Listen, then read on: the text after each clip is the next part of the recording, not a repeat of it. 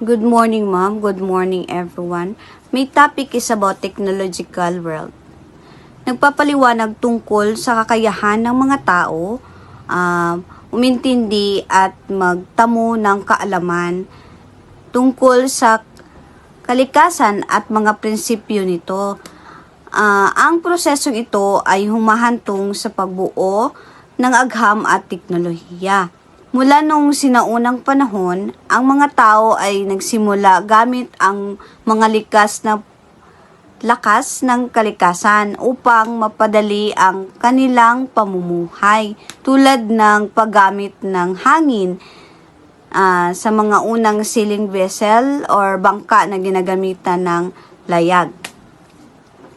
Si Hero of Alexandria, isang kilalang inventor mula sa unang siglo, ay gumawa ng isang primitive steam engine na isa sa mga unang hakbang patungo sa mas advantage na teknolohiya ng makina. Bagaman ang ilang imbensyon ay nawala sa kasaysayan, mayroon pa rin namang naitala na mahalagang teknolohiya mula sa sinaunang panahon tulad ng paggamit ng mga ito. Mga halimbawa ng invention. Una, sailing vessel, bangka na may layag. Isa sa mga unang teknolohikal na imbensyon na gumagamit ng kalikasan ay ang mga bangkang pinapatakbo gamit ang hangin. Ginagamit ng mga sinaunang tao ang hangin sa paglalakbay at sa kalakalan sa mga karagatan at ilog, na isang mahalagang hakbang sa pag-unlad ng transportasyon at ekonomiya. Ang pangalawa naman is primitive steam engine.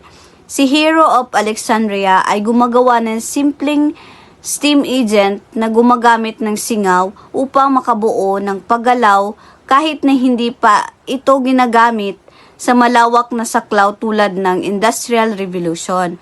Ito ang unang halimbawa ng paggamit ng singaw upang magpatakbo ng isang makina. Pangatlo naman is paggamit ng apoy.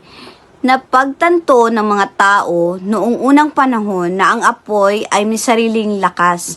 Ginagamit nila ito lamang para sa pagluluto o proteksyon, kundi pati na rin bilang isang mahalagang kasangkapan sa paggawa ng mga kasakapang armas. Ipinapakita dito kung paano ang kakayahan ng mga tao na mag-isip at umintindi sa kalikasan ay nagbibigay daan sa mga unang imbensyon. Ang mga ito ay nagsilbing pundasyon sa mga makabagong teknolohiya na ginagamit natin ngayon. Thank you.